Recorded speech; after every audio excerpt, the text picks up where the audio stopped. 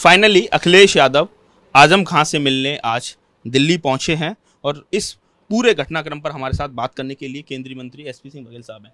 Sir, देखा अभी सदन भी चला, सदन में भी आजम खां सदन को अटेंड नहीं किया, उनके पड़ोस में उनकी सीट थी। और ऐसा अब क्या लग रहा है कि जब वो बीमार हुए इसलिए गए हैं शिष्टाचार भेंट, या कुछ और राजनीतिक इसका समीकरण? कौन सी कहावत लागू होगी?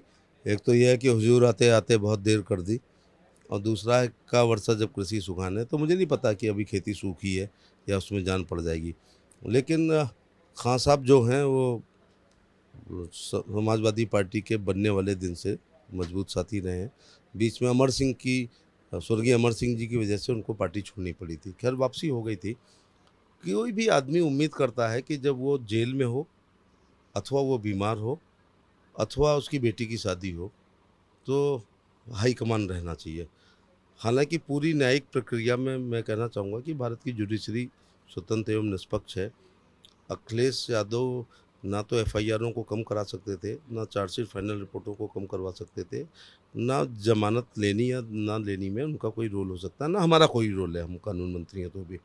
लेकिन जब कोई जेल में होता है तो उम्मीद करता है कि उससे मेल, जैसे हम कहते हैं ना, मिलाई, अब लोकल भाषा में मिलाई करने कोई आए या ना आए।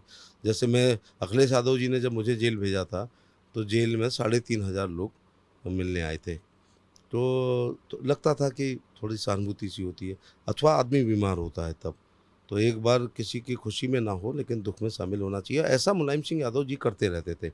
अक्सर वो लीडर अपोजिशन के रूप में भी फतेहगढ़ की जेल में, कभी आगरा की जेल में, कहीं कार्यकर्ता नेताओं कार्यकर्ताओं में सर सवाल इसलिए भी खड़े हो रहे थे क्योंकि देखा गया कि शिवपाल सिंह यादव तो आजम खां से मिलने गए थे सीतापुर जेल में, लेकिन अखिलेश यादव का प्रतिनिधिमंडल उन्होंने लौटा दिया। जब रिहाई हुई तब भी वो शेरो शायरी के जरिए अपने जो पूरा जिस तरह का उनका तरीका रहता है, वो कहीं ना कहीं नाराजगी जता रहे थे। तो अब उसको दूर करने की कवायद है अखिलेश यादव। कई बार ये भी होता है कि नाराज़गी से ही समझौते होते हैं, ये भी होता है।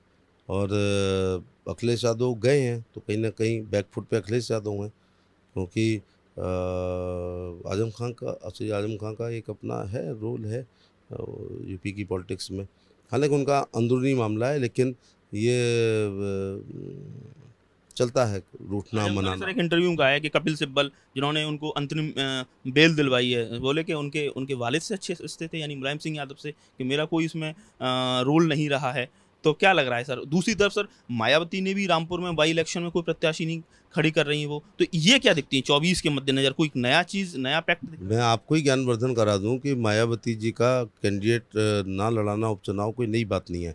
इसलिए आप भी अपने आप में सुधार करो कि जब 2000 वो सरकार में थी 7 है? से 12 में, तो बाद में बाई इलेक्शन लड़ना बंद कर दिया था। और अभी भी उन्होंने कई बाई इलेक्शन में अपना प्रत्याशी को नहीं उतारा है, क्योंकि बाई इलेक्शन में हारने के बाद जो थोड़ी बहुत कुछ बनती है हवा, वो और ख़त्म हो जाती है। और बाई इलेक्शन अगर मुख्य चुनाव के पूर्व संध्या पर अगर होते हैं, उसमें हारने के बाद मुख्य चुनाव भी जो है, आम चुनाव भी प्रभावित करता है। तो मायावती जी का अपना प्रत्याशी उपचुनाव में न लड़ाना कोई नई बात नहीं है, उसको किसी गठबंधन से ना देखा जाए।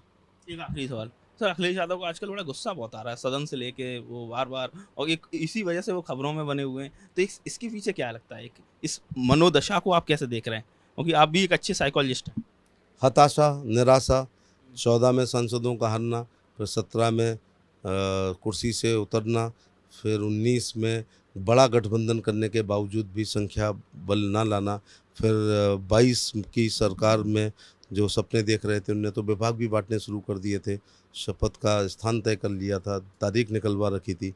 तो वो सब ना होना, ये डिप्रेशन, हताशा, निराशा के लक्षण हैं। तो कहीं ना कहीं यही वजह है गुस्सा ज़्यादा। स्वाभाविक बात होती है कि जब मानसिक रूप से कोई मुख्यमंत्री के पद से उतरा ही ना हो।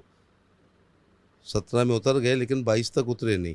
और बॉडी लैंग्वेज उन दिनों की देखो, एटीट्यूड देखो, तौर तरीके देखो, गर्वोक्ति, गर्व से भरे हुए भाषण, तमाम घोषणाएं, ये सब, फिर आदमी मेंटली उस पद के लिए तैयार हो जाता है। फिर ना पाए तो फिर खीज होती है, जिसको कहते हैं डिप्रेशन, हताशा, निराशा, इस दौर से वो गुजर रहे हैं। कुल मिला के एसपी सिंह बघेल साहब, केंद्रीय मंत्री, आगरा सांसद, उनका कहना है अखिलेश यादव हताशा और निराशा के दौर से गुजर रहे हैं, और जो उनको उम्मीद थी कि वो सरकार बनाने जा रहे हैं, लेकिन ऐसा नहीं हुआ। शायद यही वजह है कि अखिलेश यादव को इस समय गुस्सा कुछ ज़्यादा आ रहा है। आगरा से नितिन उपाध्याय, एबीपी। गंगा।